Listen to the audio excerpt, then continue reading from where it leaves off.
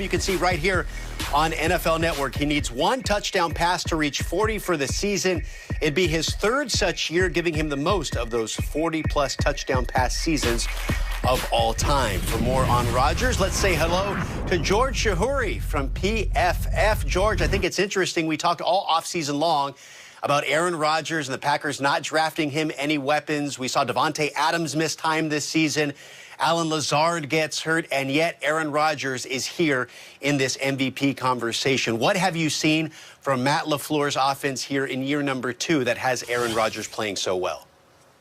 And they drafted a quarterback. That revenge tour got off to a real strong start, and he is letting the game come to him. He's not trying to be Superman, and that's the cool thing. He is number 1 in the MVP race because he's taking what the offense gives him.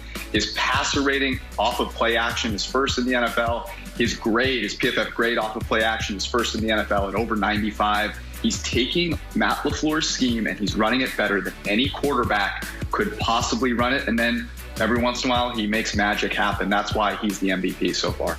Yeah, been fun to watch. Another big one in the AFC East this weekend, the Patriots and Dolphins Part 2. What do the Dolphins need to do to maintain their positioning in the AFC playoff picture?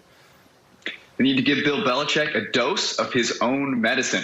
The Patriots are the team that always blitzed and ran cover 0 and those all-out blitzes with man coverage behind it. The Dolphins are the best team in the NFL doing that right now, and it's a place that Cam Newton has really struggled to perform. And so I think for the Dolphins, as much as it's about Tua keeping it together, it's about their defense now being better than what Belichick had in New England. And the Dolphins, of course, coming off that loss against the Chiefs, where Kansas City had to mount a comeback, and they came back with force. What did that comeback show you about their chances to repeat this season? That it's the favorite. They are the favorite by a mile because of what Mahomes can do. He had a bad game by many people's standards, and it was still incredible. He just does not have bad games. He has the highest grade in the NFL when trailing, and that means you may have him down, but he is never out. The Chiefs are the decided favorite. They're in a tier of their own right now. And can certainly clinch AFC home field advantage throughout the playoffs this weekend if they get some help and if they beat the Saints. George Shahuri, thank you very much. We'll hear from you a little bit later next hour. What a game. The Ravens tweeting out, Tuck-matic for Justin Tucker, the best in the business, showing why once again on Monday night in that thrilling victory. And joining us now, Justin Tucker, one of the heroes of Week 14. Thank you for braving the elements with us. I know they have the doors open there in the field house. You a little chilly right now? It's a little chilly, but it's not nearly as chilly as we were in Cleveland the other night. So that's good. Hey, man, I want to start with that. Obviously, that was one of the games of the year, if not the game of the year in the NFL this season. Both teams trading blows back and forth. It was so exciting down the stretch. What's going through your mind? You don't have the luxury to experience all that excitement like we do. What's going through your mind as you prepare for what eventually became the game-winning kick? You know, as easy as it would be to get emotionally invested and involved in the game, and inevitably it does happen. The one thing that Sam and Morgan and I strive to do is be poised, stoic, and as emotionless as possible, because wasting energy on something that we can't control only takes away from what we ultimately need to do, what the Ravens need us to do. And that's just, make the most out of the 1.3 seconds between when Morgan throws a snap back, when Sam spots it, and when I kick it. It's just about doing our jobs. So, there's a lot of feeling, a lot of emotion that goes into all of the stuff leading up to the kick. But ultimately, the only thing that matters is that we do our job. Justin, in your career, you're 24 of 25 in ball games when you have the game on the line, less than 2 minutes to play. And that one time you missed, you eventually made up for it and won the game.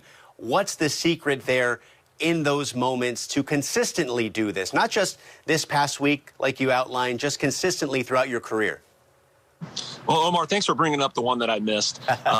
And of course, that's the only one of those 20 some odd kicks that I would really remember right off the bat. Is the ones that get away are the ones that drive you the drive you the craziest. But to answer your question, a big part of it is, what goes into, the focus required to make those kicks is, experience, having experienced what it's like to have one get away from you, and in kind of a dark way, not ever wanting to experience that ever again. I'd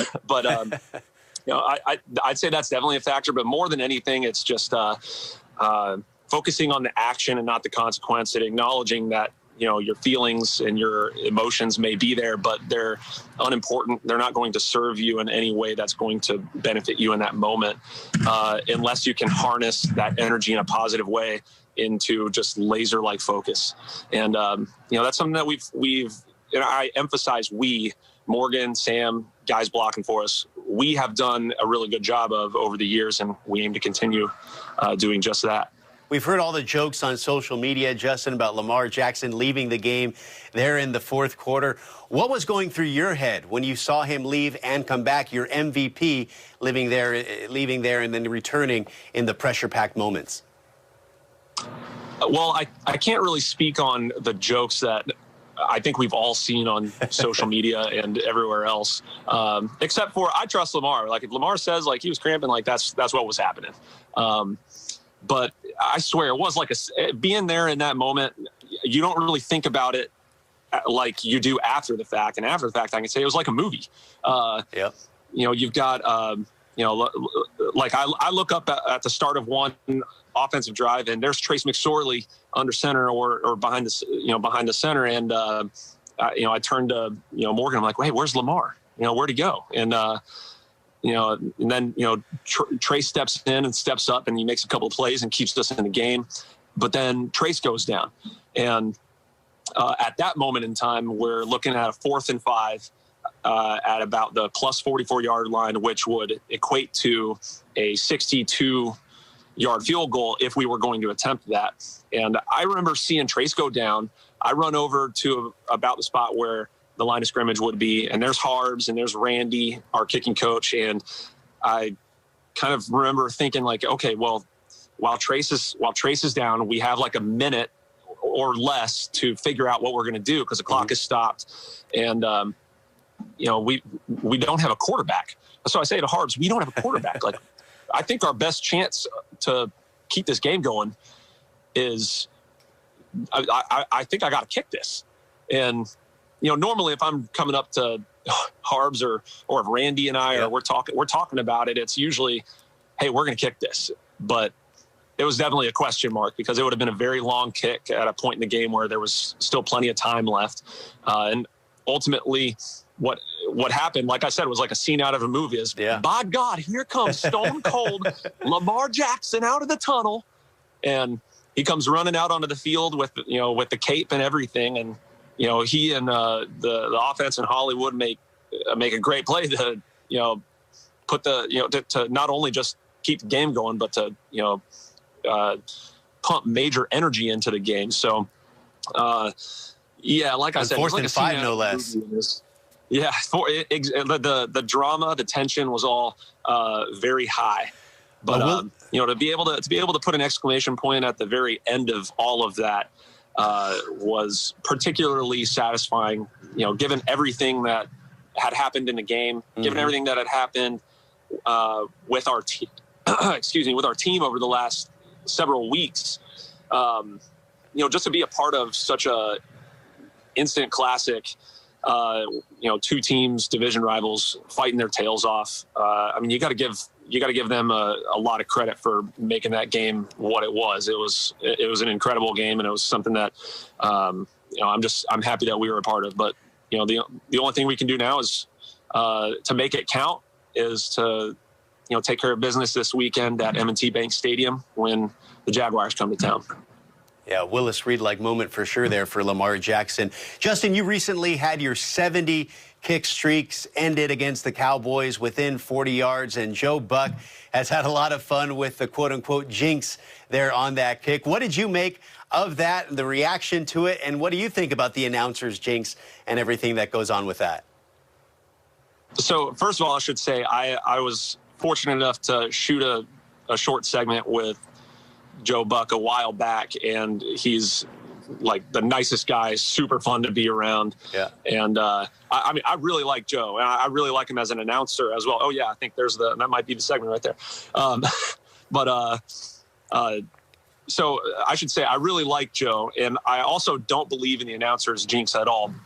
But if you had to write it up in a comedy or something, I think the way that particular miss of mine shook down, it's really hard to say that Joe didn't have a hand in the outcome there. He's certainly taken responsibility after. He did. Yeah, well, I did see that he assumed responsibility, and it's one of those Uncle Ben Spider-Man type of things. With great power comes great responsibility. And I think he said something about how he's really fun at parties. So, it is really funny. But I mean, I think for every time that has happened, there've probably been, and you guys just keep replaying that missed kick over and over again as I'm watching here. But no, it's one of those things that for every time Joe Buck or Al Michaels or Jim Nantz or whoever it may be says Justin Tucker has made however many kicks in a row, and I guess 68 or 69 times I've made it, and then you don't hear about the announcer jinx then, but that particular one, it did seem to stand out. It's like the free throws in hoops. No question. All right, Justin Tucker, thank you for being a great sport. Congratulations again on all your success, on the big win on Monday night, and good luck the rest of the season as you guys make that playoff push.